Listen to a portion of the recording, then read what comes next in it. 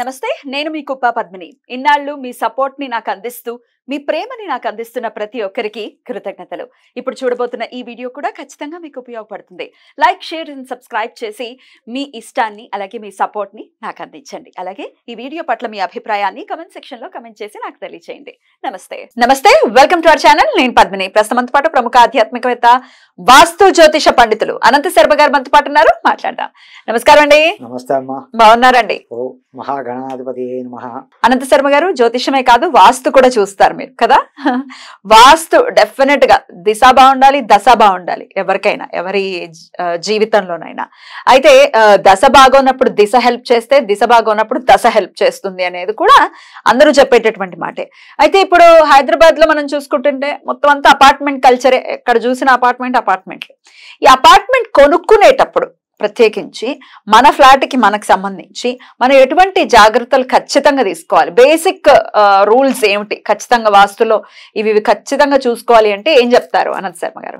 మీరు అడిగిన దానికి ఏంటంటే, ఇవాళ రేపు అపార్ట్మెంట్లు ఎక్కువైపోయాయి. సిటీ మొత్తం, పల్లెటూళ్ళలో కూడా విపరీతంగా వస్తున్నాయి. కానీ ఆ కొనే సమయంలోనే ఎవరో ఒకరు వాస్తు పండితులను తీసుకెళ్ళి వాళ్ళు ఒకసారి చూపించుకుని ఇన్ని కోట్లు పెడుతున్నాం పెట్టుబడి, మనం ఒక్కసారి ఎవరినో ఒక పెద్దలను తీసుకొచ్చి ఎంతవరకు ఈ గుమ్మం నాకు నప్పుతుందా, లేకపోతే లోపల మనకి ఎలా ఉండాలి, ఎక్కడెక్కడ ఏం ఉండాలి, ఏ సమస్యలతో మనం ఇందులోకి వచ్చాక సమస్యలు రాకుండా చూసి ఫస్ట్ వాళ్ళ చేత ఎవరో ఒకరి చేత చూపించుకోవడం వల్ల ఎన్నో ఫలితాలు ఉన్నాయి. మరి ఏం జాగ్రత్తలు తీసుకోవాలి? ఏం జాగ్రత్తలు అంటే అమ్మా, ఫస్ట్ సింహద్వారం నార్త్ ఈస్ట్ ఉన్నది బాగా ఎక్కువ ఉన్నది కూడా కలిసి వస్తుంది. ఈశాన్యపు ద్వారాలు చాలా బాగా నార్త్ ఈస్ట్ అని చెప్పాలి. అంటే నార్త్ లో కమ్ ఈస్ట్ లో కూడా రెండు గుమ్మాలు ఉంటాయి. నార్త్ గాని ఈస్ట్ గాని అంటున్నారా మీరు? రెండు కలిపి.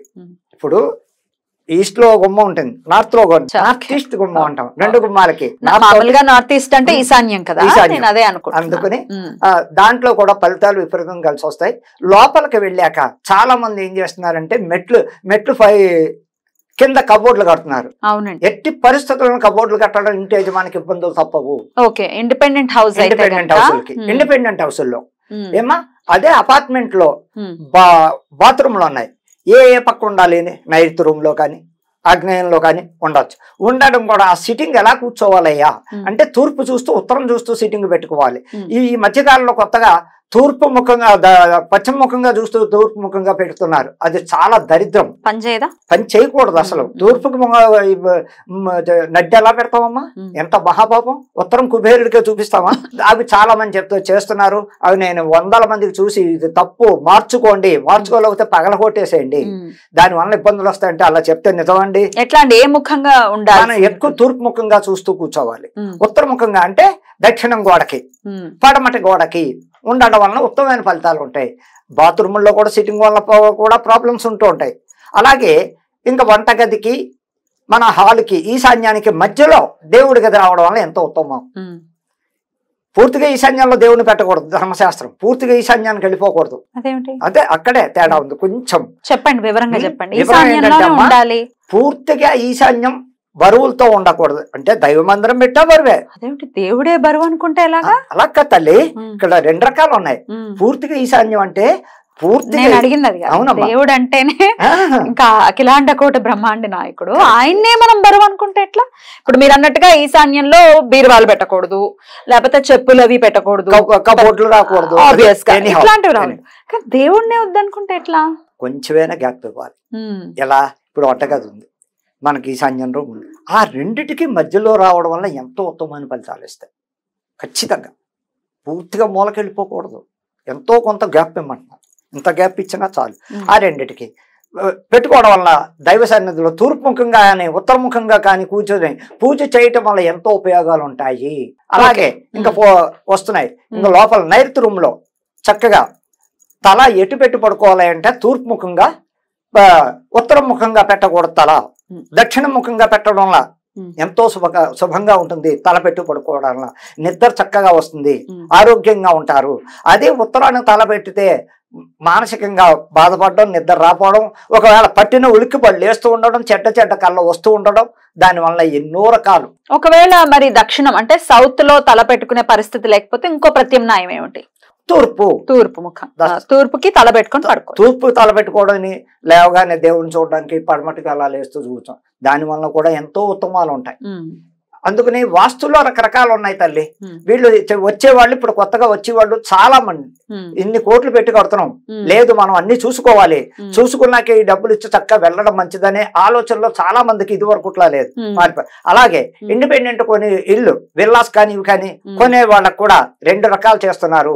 కబోర్డ్లు పెట్టేస్తున్నారు కింద, మెట్లు కింద, తల భారం, చెప్పులు స్టాండ్లకు ఉపయోగిస్తున్నారు, బాత్రూమ్లు కడుతున్నారు, డస్ట్బిన్ లకు యూటిలైజ్ చేస్తున్నారు, రకరకాలుగా చేసి ఆ కబోర్డ్ లో కూడా వెరైటీగా దాన్ని తయారు చేసి మరీ న్యూ లుక్ లో చేసుకుంటున్నారు. దాన్ని క్లోజ్ చేయకూడదు. ఎట్టి పరిస్థితుల్లోనూ మెట్లు కింద ఎంత ఓపెన్ ఉంటే అంత చక్కగా ఆ ఇంటి యజమానికి పిల్లలకి ఎంతో మంచిగా సుఖ సంతోషాలతో సంసారం చేస్తూ ఉంటారు. అలాగే జరుగుతూ ఉంటారు. మెట్ల కింద బాత్రూమ్ అనేది రాకూడదు. వాషింగ్ రూమ్ ఏదో ఉంది ఖాళీగా ఉందండి, ఓన్లీ వాషింగే పెట్టేవాడిని, ఇంకేం పెట్ట వాషింగ్ కాదు అసలు, మెట్లు కింద రానేకూడదు. ఇది కూడా ఎంత అది ఫ్రీగా ఉంటే ఇంట్లో ఉన్న వాళ్ళకి ఓనర్స్ అంటే ఇంటి యజమానికి పిల్లలకి మనశ్శాంతి ఉండడం. రైట్. అయితే ఇంట్లో గుమ్మాల గురించి చెప్పండి. గుమ్మాలు ఏ విధంగా ఉండాలి, ఎన్ని ఉండాలి అని? అమ్మా ఇంటికి గుమ్మాలు 4, 6, 8, 12, 14, 16 ఈవెన్ నంబర్ లో ఉండాలి. అది 0 రాకూడదు, 11 వద్దు, 10 వద్దు, 9 కూడా రాకూడదు. 0 రాకూడదు అంటే 1 + 0 అంటే 10 ఉండకూడదు. అది 9 రాకూడదు. 9 రాకూడదు అస్సలు. 9 వచ్చినా కష్టాలే. అలా బేస్ ఆ సంఖ్యలో కనుక గుమ్మాలు పెట్టుకోవడం వల్ల ఎంతో ఇదిగా ఉంది. దానికి ఆపోజిట్ విండోలు కూడా అలాగే రావాలి, ఎక్కువ తక్కువ రాకూడదు. గాలి వెలుతురు చక్కగా ఇంటికి వచ్చేటట్టు ఉంటే కూడా ఎంతో లాభదాయకం. ఆ ఇంట్లో ఉన్న వాళ్ళకి అన్ని శుభాలు జరుగుతూ ఉంటాయని శాస్త్ర ప్రకారంగా ఉన్నది అది. గుమ్మాలు. అయితే ఈ గుమ్మాలకి సంబంధించి రకరకాల సందేహాలు వస్తూ ఉంటాయి.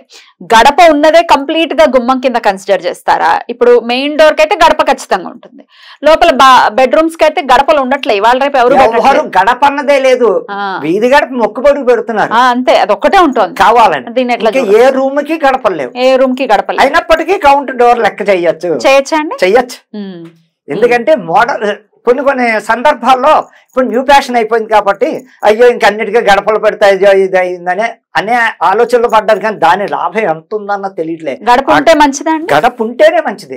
ఇంకేం చేస్తాం, కాలం మారింది, జనాలు మారారు, వారికి నచ్చినట్టుగా న్యూ మోడల్ లో కట్టేసుకుంటున్నారు. పోనీ వీధి గుమ్మానికైనా స్టార్టింగ్ లో పెడుతున్నారు, సంతోషించాలి.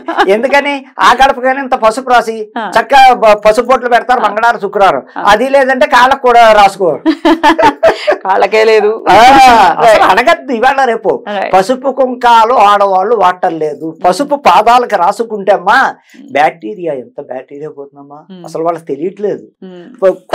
సైన్స్ దాగి ఉంది దీని వెనక. దాంట్లో ఇప్పుడు మెయిన్ డోర్ కి రాయటానికి గల కారణం కూడా అంతే, ఏదో రోగాలను అరికడుతుంది. కారణం ఆ గడప దగ్గరే క్రిమి కీటాలు ఆగుతుంది చక్కగా.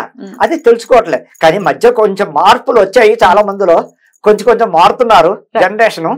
మరీ ఎక్కడొచ్చిందమ్మా అంటే ప్రాబ్లం ఈ యుఎస్ వెళ్ళాక అక్కడ ఫ్యాషన్లు మరిగి ఇక్కడికి వచ్చి అసలు పరిస్థితులు ఎలా అడ్డం తిరిగాయంటే చెప్పుకోవడానికి కూడా బాగుండదు. ఇంకా మరి అక్కడి నుంచి ఇక్కడికి వచ్చిన వాళ్ళు మన కాశీ వస్తూ ఉంటారు అమెరికన్స్, వాళ్ళు ఆ కట్టు బొట్టు ఆ చీర చూసి హిందువులు కూడా వాళ్ళ కళ్ళ ముందు సరిపోరు, వాళ్ళ కాళ్ళ అంత చక్కగా మన వాళ్ళు వెళ్ళి అక్కడ ఇక్కడికి వచ్చి ఏదో ఇంకా పుట్టుకలోనే ఇంకా అక్కడే ఉన్న దేశం మాదే అన్నట్టు ఇక్కడికి వచ్చి వాళ్ళ ప్రవర్తన చూస్తుంటే బాగుండదు. మతిపోవడం కాదు, అవసరమా వెళ్ళడం చూడడం అనిపిస్తుంది. నా కళ్ళకి అవుతే అలాగే అవసరమా వెళ్ళడం చూడడం అన్నట్టు. అలా వద్దు. హిందూ సాంప్రదాయంలో మనం హిందూ ధర్మంలో పుట్టాం కాబట్టి పక్కా తెలుగు వాళ్ళం పాటించవలసినవి ఎన్నో ఉన్నాయి. మన వాళ్ళే అక్కడికి వెళ్ళి అనవసరమైన అన్ని కొత్త కూర తెచ్చుకుని ఇక్కడేమో చండాలంగా ప్రవర్తిస్తుంటే తెలుగు వాళ్ళ గురించే చెప్తున్నాను. ఇండియా పక్కన పెట్టండి, తెలుగు వాళ్ళు ఎలా ఉండాలి, వెళ్ళాం ఏదో సంపాదించుకున్నాం వచ్చాం అంతవరకే. మన సాంప్రదాయాలు వదులుకోవడం ఏంటి అన్నది ఎప్పుడైతే ఈ తల్లిదండ్రుల జనరేషన్ రాలేదు పిల్లలు అంతకన్నా ఘోరంగా తయారవుతున్నారు. జాగ్రత్త తీసుకోవాలి. బోల్డ్ అన్ని సందేహాలు ఉంటాయి, దానికి సంబంధించింది నెక్స్ట్ వీడియోలో మనం మాట్లాడుకుందాం. థ్యాంక్ యూ అండి, చాలా చక్కగా వివరించారు. నమస్కారం.